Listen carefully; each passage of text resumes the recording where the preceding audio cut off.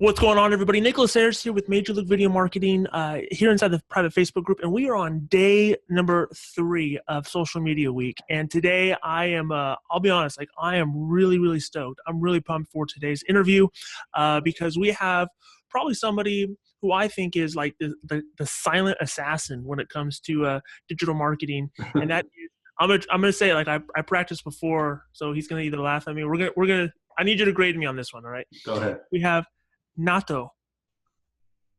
Man. Was that like, give me an A or give me an F? Where was it? No, that's an A.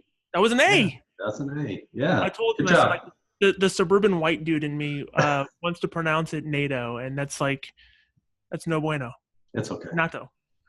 So anyways, we're here with Nato. He's from Houston, Texas. He is an insurance agent. He's kind of been all over the map. Insurance agent. I think you've delved into the real estate space as well beforehand. And he has been on the path of being the digital marketing path for a number of years now. And he's got a really unique story. He's got a really unique value that he brings his clients. And he's going to share a little bit about that story. But man, how are you today? Tell us a little bit about what's going on and what's new, what's old, to bring people up to speed with your story. Okay. Well, thank you for letting me to speak. And so my background, I'll go way back. And I'll tell you a little bit about my struggles, my ramen noodle eating days, and stuff like that. I mean, I still eat ramen noodles, but so when I got out the Navy, I did IT work. So I started with this startup company doing IT work. And the guy wasn't very good at managing the business. So I kind of was helping him out. I'm like, hey, why don't you try this, try that? I'm like, why don't you try AdWords? He's like, well, do you know how to do it? I'm like, not really, but so I started learning AdWords. I was running his AdWords and sending them to the sales guys. And what I found out was these sales guys, I looked at these sales guys' checks, and they were making like 3-4 times what I was making as like a technician. So I told the owner, I'm like, well, I want to move to the sales side. So what happened is he moved me to the sales side. I was running the AdWords. I would send all the AdWords leads to me only. You were doing AdWords and you had no idea how to do AdWords? I learned. I just had to learn. And back then it was a lot easier, a lot cheaper. And I would just send the leads. It was on his dime, so I didn't really care.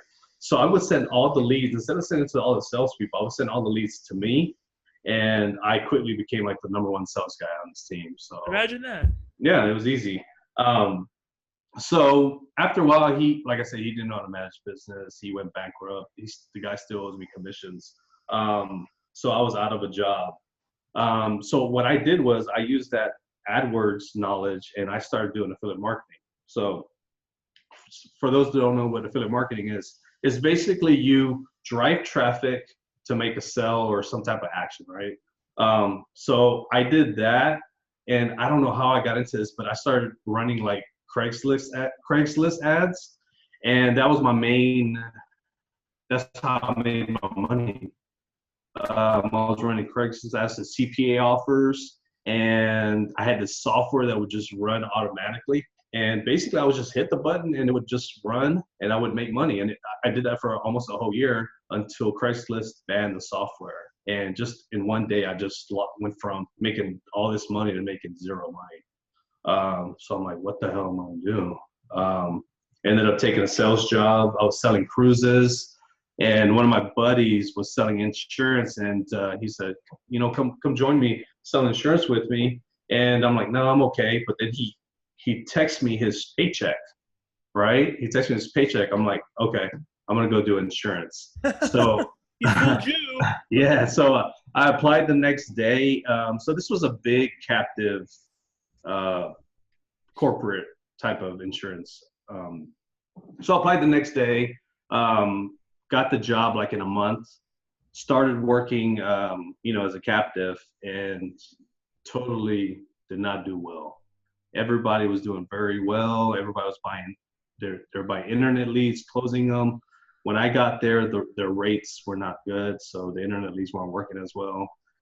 And I was like, man, I don't know what's wrong with me. Either I can't sell or just insurance isn't for me.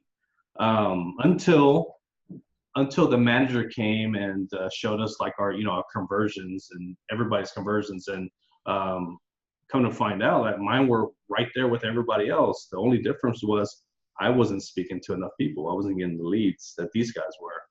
And that's where my first, that's how I started. Like, leads is where it's at. If I can generate leads, I know I can close them. So I went and tried to do the AdWords thing again for myself. And it was just, at that time, it was just too expensive, especially for insurance. I think it was like 40 cents a click, or I don't know, something crazy. Anyway, I got off track. So the first chance I got to start my own agency, I started my agency right after that. So. And now you're an independent agent in Houston, and Yes. you have a really unique perspective, and it's not too uncommon, but you have a really unique perspective of being almost like a full-time internet marketer and a full-time business owner.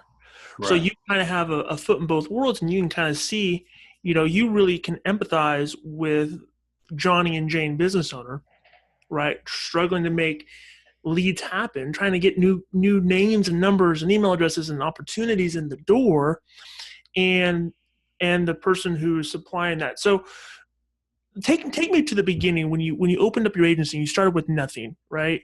And you had to make something happen, and really try to put yourself in the in the shoes of the people who are more likely watching this, and maybe their path on their journey is at the very beginning, very first step. Okay. Where would you recommend they start? Would they start with AdWords? Would they start with Facebook? What would be the in the process? What would be the first piece on the board?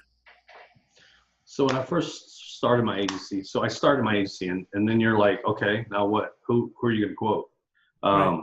I literally had nobody to quote. I had a 2-year non-compete. I couldn't go after anybody. So I was just writing friends and family. I read this book. It's called The Conversion Code by Chris Smith. I don't know if you've read it before. No, I can't read. Okay.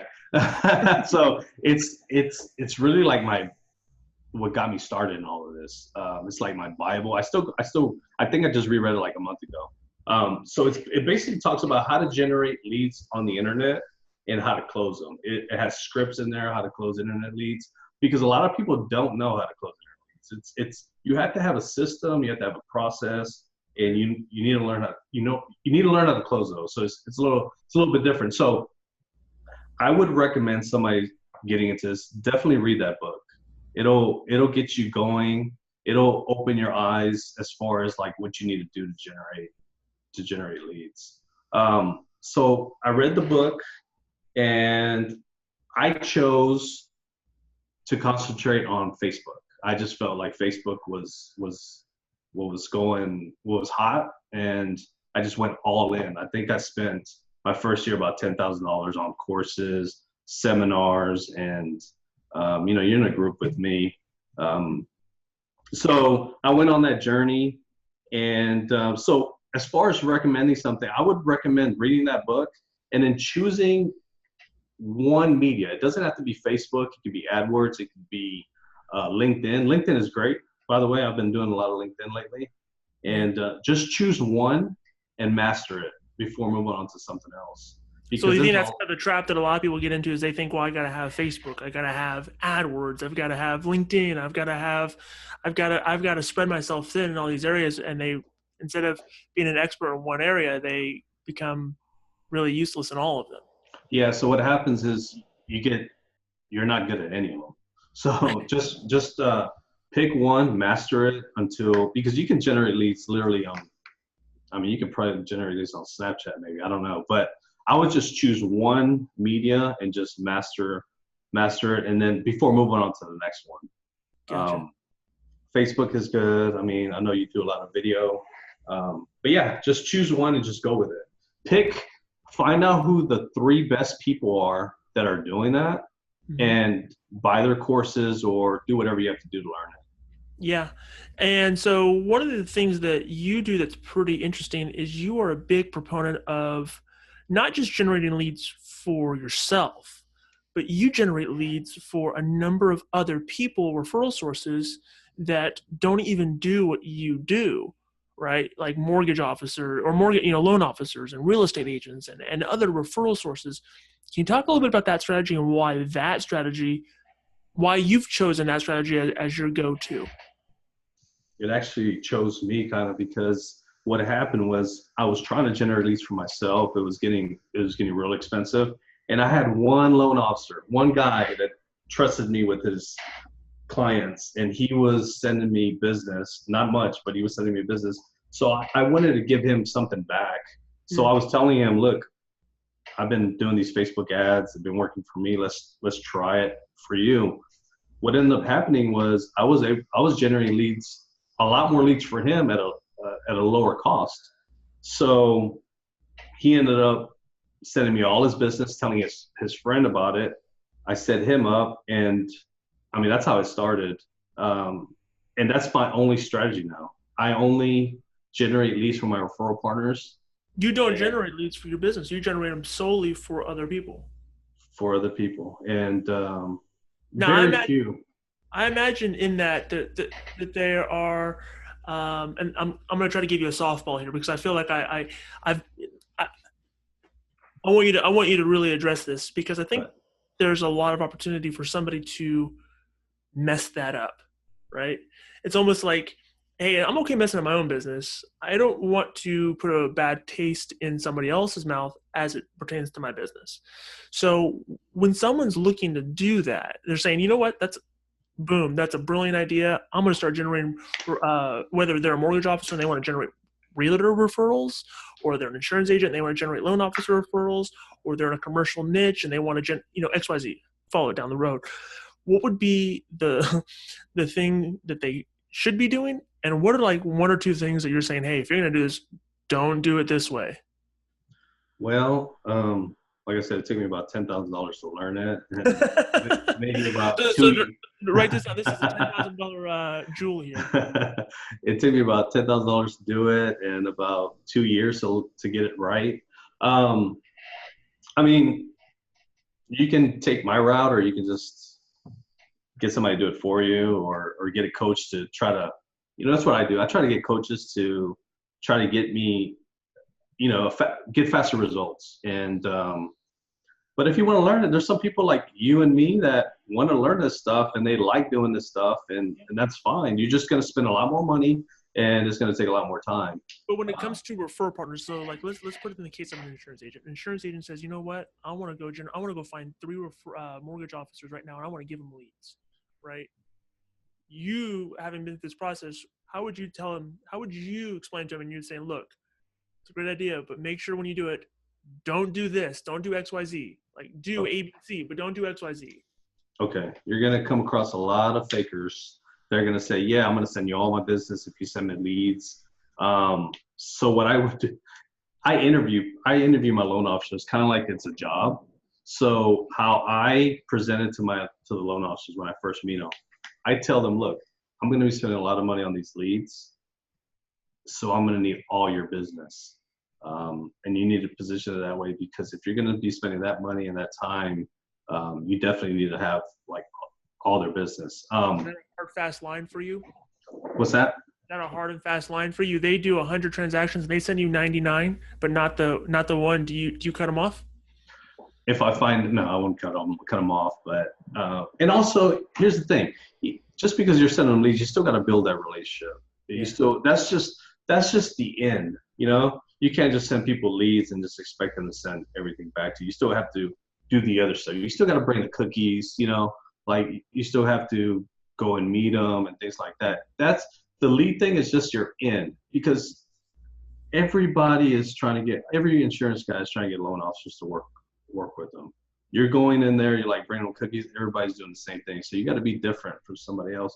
So now if you're the guy bringing them leads, you're the guy bringing them cookies, you're the guy with the best rates, this guy's not going to go anywhere. This guy's going to send you everything without you even telling them sometimes, Yeah, no, that's good. What is something, so the one thing that they need to be doing is they can't just expect this to be the end all be all. They have to still develop a relationship. They have to still provide value to beyond just the, hey, here's the information for the person. But the thing that you would advise them not to do is don't just go in there and think that I'm going to give you leads and that, this is going to be, how it is. They still have to, they can't just start and stop there. They have to take it another step further. Yeah, not only that, but I think like 90% of my mortgage brokers, I have to teach them how to work the leads, make sure they have a system in place.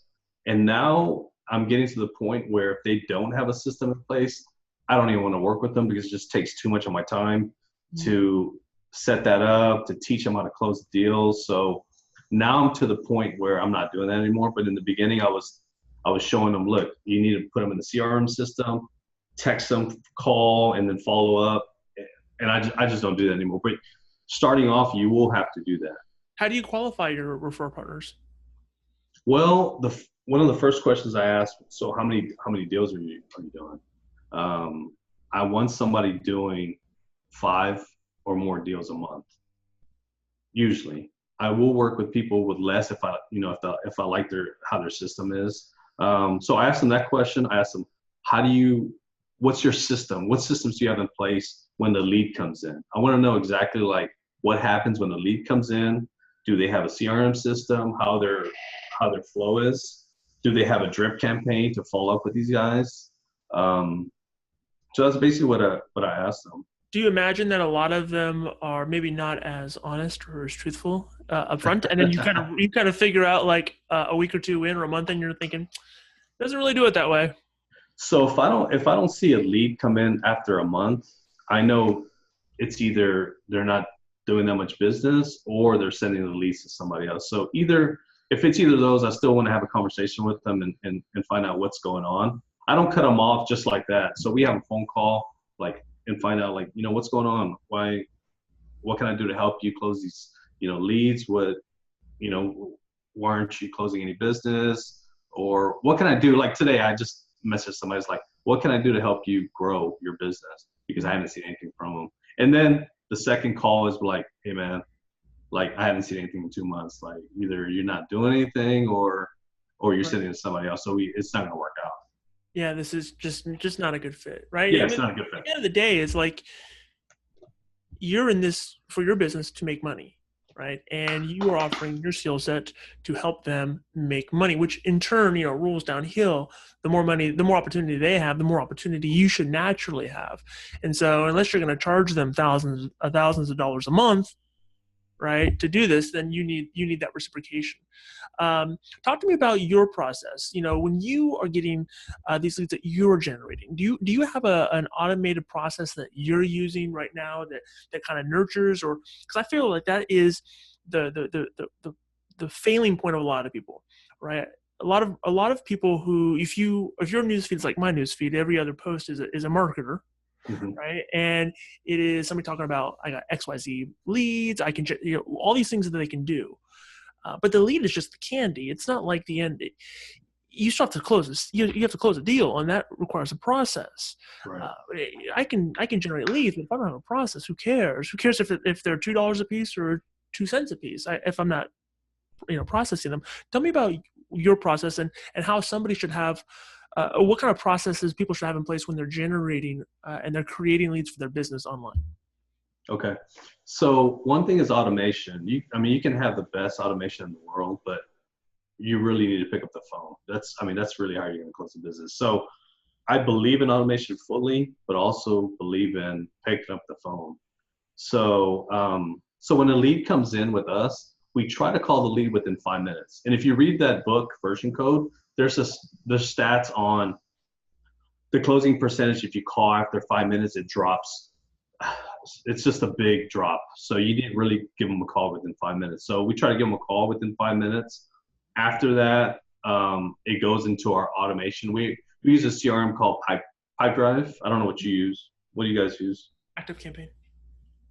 Okay, so I use ActiveCampaign as my email autoresponder. I don't use it as much. I use the deal stages in ActiveCampaign. Okay. So so the lead gets in there. We try to call them within 5 minutes. If they don't pick up, we call them back within an hour or two. And we just have a follow-up system as far as phone calls are concerned. We also have a follow-up system as far as once a client gets sold and once a client we send to dead file. So we won't send somebody a dead file unless we've contact them about 8 times. They go into their what we call our dead file. Then they get automated emails every 3 to 6 months to see if we can win back that client. And the clients that we do sell, they get set up on a email sequence where we try to cross sell and things like that.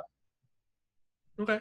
And so, so you do automation. Do you incorporate? So you do text messaging, you do email. Do you incorporate any other aspects into a process, or do you recommend that other people incorporate? And how many times do you recommend someone call an internet lead in order before they deem it successful or not successful? So I like the 8 touch rule, 8 to 10 touches. So a touch can be an email, could be a text, it could be a phone call, which I do all 3 initially.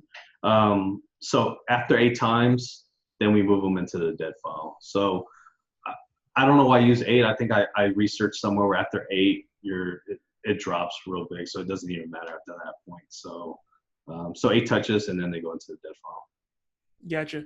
And kind of getting back to the refer partners aspect of it, do you have a system in place that you use to pinpoint who you want to go talk to, or are you just going knocking on doors? Are you running ads? How are you pinpointing the people that you're saying, I need to go meet John or Jane or whoever? Like, how do you find those folks?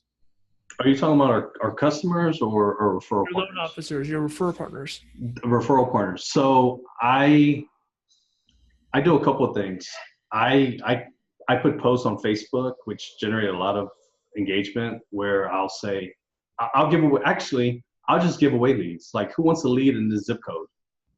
You'll get a lot of loan officers. Yeah, of course I want a lead. Send them the leads. So I try to give something first, some value first. Give them leads. I'll give them a couple. I'll give them 2-3 leads, and then I'll follow up and ask them, hey, do you want more leads like this? And that's how I generate these loan officers. I've been doing that on LinkedIn also, and it's been working pretty well. And how are you? I know you have your own agency, you have your own marketing agency where you are building these things now for you're building funnels and you're building marketing strategies for other insurance agents and mainly a lot of loan officers now, right? And so tell me kind of how that process works. How do you help them find the people that they want to work with? So actually that came by accident. I didn't want to start an agency. It's just people started hitting me up and I'm like, okay, I can help you. And they just started taking too much of my time. And so I started charging and they started paying. I started charging more and they started paying. So now I work with more loan officers than I work with insurance agents. But insurance agents, my whole strategy for them is to try to get as many loan officers as possible.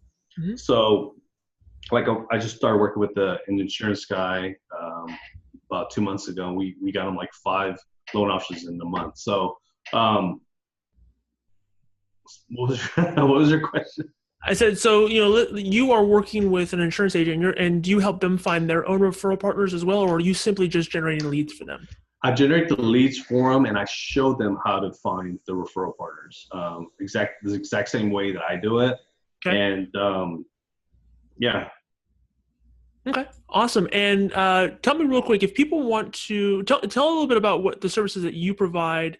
I know you do a lot of done for you, so it's a little different than a lot of people are going through courses, and we all recommend going through courses to learn. But if someone's saying, you know what, I don't have the time for that. I just need someone to turn the machine on for me. I've got the sales team in place. I've got the systems in place. I got the automation in place. I just need the opportunities to come in the door. What is it? What service do you provide? So I do the done for you stuff. I set up the leads for the loan officers. If they need help with the sales and automation, I help them out with that.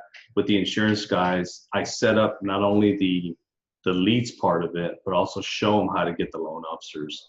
I don't really want to work with too many people. I want to work with people that are serious and already have systems in place to make it a lot easier. Yeah, it's got to be a win-win for both parties. Right. Because honestly, I'm really trying to grow my insurance agency, not really the digital marketing agency. So I'm more focused on building the agency. So. Okay. Awesome. Well, if they want to find out more information, where can someone find out more information? You can find me on Facebook, Nato Guajardo, or you can just go, I built a website, myinsurancefunnels.com. So it's myinsurancefunnels.com. And So we'll link both of those down below this video if you're watching this on the landing page. Nato, I just want to say thank you so much for taking the time. I really appreciate you giving us your information, your knowledge, and sharing. And just want to say, man, we really appreciate you. Thank you so much. thanks, man. Appreciate it. All right. You guys have a great day. We'll be back again tomorrow with another marketer breaking down a system and process that they're using in their business. You guys have a fantastic day. I'm Nicholas Ayers. He's Nato. Got that. You got it. And we'll talk to you guys soon. Have a great day.